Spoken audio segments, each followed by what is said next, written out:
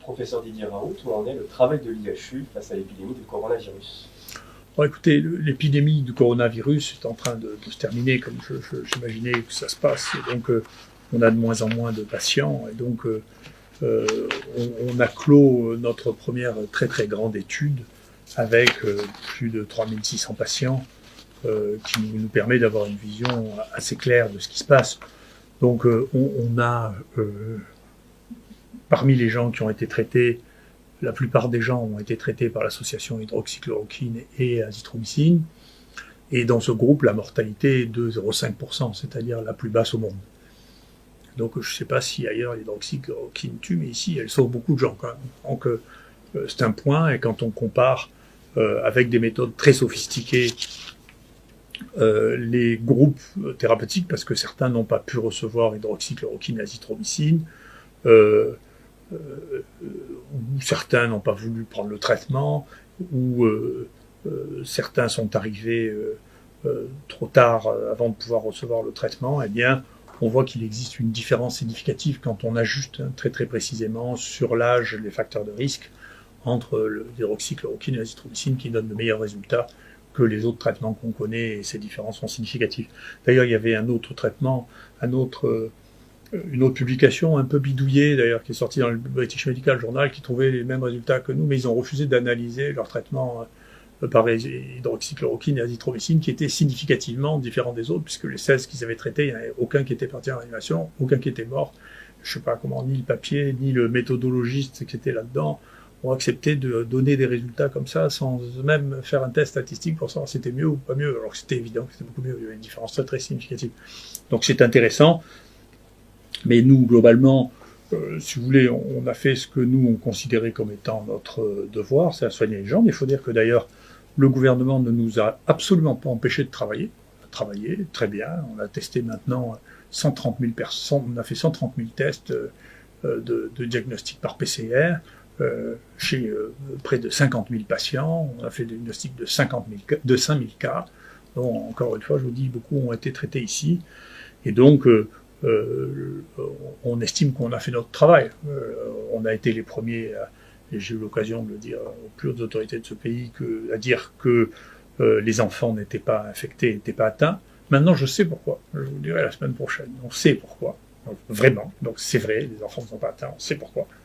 On a toutes les données pour le faire, parce qu'encore une fois, on a accumulé un nombre de données qui est considérable et probablement unique au monde, dans toutes ces données. On sait que certaines choses qui avaient été sous-estimées, comme le zinc, par exemple, jouent un rôle dans la sévérité. Les gens qui ont une pathologie sévère ont des taux de zinc qui sont beaucoup plus bas que les autres, à côté d'autres données qui avaient été décrites dans la littérature. On sait que les gens qui peuvent être très malades avec des lésions qui sont très visibles au scanner, alors qu'ils ne sont pas essoufflés. Donc ça pose une question sur la stratégie. Vous voyez, sur une maladie nouvelle, on ne peut pas deviner à partir des données anciennes ce qui va se passer. Chaque maladie a sa propre histoire et sa propre évolution. Et donc, nous, on estime qu'on a fait notre travail. C'est la fin de l'épidémie. Il faudra en tirer les leçons avec un peu de patience. La presse vit pas sur le même rythme que nous, mais nous, on est très serein sur ce qu'on a fait. Après, vous savez, les querelles scientifiques, politiques, publicitaires, tout ça a un temps, et puis le temps fait le tri de tout ça. Donc on n'est pas très inquiet. Voilà. Est-ce que les dernières études, notamment la dernière étude publiée dans le Lancet vendredi, vous font changer d'avis, changer votre opinion vis-à-vis de l'hydroxychloroquine? Oui, c'est une opinion qu'on m'a demandé, qui est une opinion un peu folle. C'est une idée, c'est un peu fou, c'est-à-dire, moi je comprends bien que les gens aient des difficultés, oui, les hommes politiques, les journalistes aient des difficultés, parce que vous dites ça, elle lui dit ça, mais moi c'est pas mon problème. Nous aussi, il nous est passé 4000 malades dans les mains. Ne croyez pas que je vais changer parce qu'il y a des gens qui font du big data, qui est une espèce de fantaisie complètement délirante, qui prend des données dont on ne connaît pas la qualité, qui mélange tout, qui mélange des traitements dont on ne sait pas quelle est la dose qu'on a donnée. C'est sûr, si vous prenez de l'hydroxychloroquine, on peut se suicider avec, si on en prend trop. Comme avec le Doliprane d'ailleurs, qui est vraiment en réalité plus dangereux que l'hydroxychloroquine, si on veut bien regarder. C'est la première cause d'intoxication dans les pays modernes du monde, le Doliprane. C'est dangereux le Doliprane, ça tue beaucoup. Donc, si vous voulez, comment voulez-vous qu'une étude foireuse faite avec les big data change ce que nous avons vu, vous savez, des électrocardiogrammes, ici on a fait 10 000 chez les malades qui ont eu cette maladie. 10 000 électrocardiogrammes qui ont tous été vus par l'équipe d'un professeur de rythmologie, c'est-à-dire de cardiologue qui est spécialisé dans l'analyse électrique du cœur. Alors, moi, je ne vais pas changer d'avis parce qu'il y a une publication qui raconte, quel que soit le journal dans lequel il passe, c'est plus une question de se poser réellement la question de savoir si il existe une dérive de la recherche, des journaux de recherche médicale, ce que je crois, comparable à ce qu'on a vu dans la dérive des médias généralistes, dans lequel, si vous voulez, la réalité, le vrai monde, la réalité tangible, de choses que l'on peut voir, est tordue d'une telle manière qu'à la fois, ce qui est rapporté n'a plus rien à voir avec la réalité observable. Donc nous, ce dont on parle, c'est juste de malades qui ont été vus par des gens de l'équipe ici. Puis il suffisait de filmer pour voir combien il y a de malades qui sont passés ici. Moi, il n'y a rien qui va effacer peut-être le gâtisme, l'Alzheimer, qui effacera progressivement ce que j'ai vu de mes yeux, ce que j'ai observé. Le reste, ce qui se publie dans la littérature, c'est complètement déraisonnable. Et donc, il y a une vraie question qui se pose là, comme ailleurs d'ailleurs, qui est la différence entre le travail réel avec la vision quotidienne, moi, de tout ce que je vois tous les jours. Ici, on fait 2 réunions d'1 heure par jour pour examiner tous les résultats de tout ce qui se passe, de tous les malades, de qui peut sortir, qui peut pas sortir, qui était contagieux, qui ne l'est pas, et tout ça depuis 2 mois et demi. Alors si d'un coup, il suffisait qu'il y ait quelqu'un qui publie une bêtise dans la littérature pour que j'oublie tout ce qu'on a fait pendant 2 mois et demi, c'est que je serais devenu fou. Donc je ne vais pas changer d'avis parce qu'il y a des gens qui disent, écoutez, nous qui n'avons pas vu de malades, on vous dit ce qui s'est passé, alors que vous, qui avez vu des malades, vous ne savez pas ce qui s'est passé. Je ne veux pas le croire.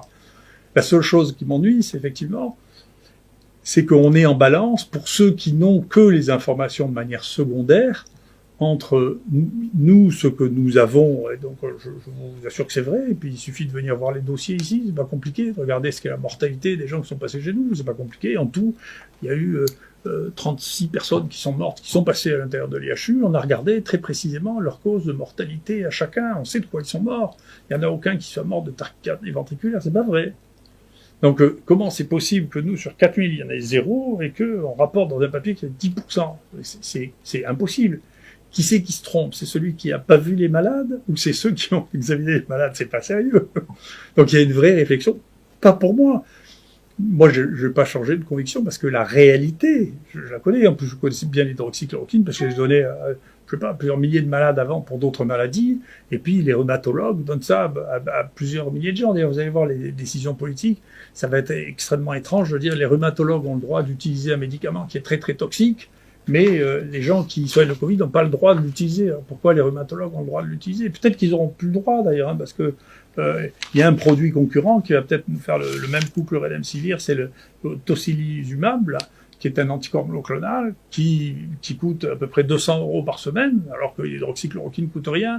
Et vous allez voir, comme c'est la même cible, c'est-à-dire l'interleukine, vous allez voir que bientôt, on va dire que l'hydroxychloroquine, c'est même pas bon en rhumatologie, qu'il faut le remplacer par un produit qui coûte 20 à 50 fois plus cher. Donc c'est une vraie question. C'est une vraie question. Est-ce qu'il faut détruire tous les vieux médicaments qui marchent depuis des décennies sans poser de problème majeur pour les remplacer par des nouveaux médicaments qui sont pas plus utiles et qui coûtent un prix fou, qui est une question de fond, qui va pas concerner que le Covid, va concerner tout le monde. Quant à cette étude-là, on va mettre cette étude sur notre site, vous verrez que quand c'est une analyse qui est faite de big data, c'est-à-dire pas par les gens qui ont pris en charge les malades, mais par les gens qui ont analysé des données d'hôpitaux, etc., les conclusions sont complètement différentes. Quand les gens ont vu des malades, globalement, 9 fois sur 10, ils trouvent que l'hydroxychloroquine marche. Quand les gens n'ont pas vu les malades, à chaque fois, ils considèrent que ça marche pas. Donc il y a un problème de biais d'analyse, si vous voulez, et donc c'est un problème de qui croyez-vous? Celui qui a vu les malades et qui a traité les malades, ou celui qui a analysé les données informatiques issues des hôpitaux et remplies on ne sait pas comment. Merci.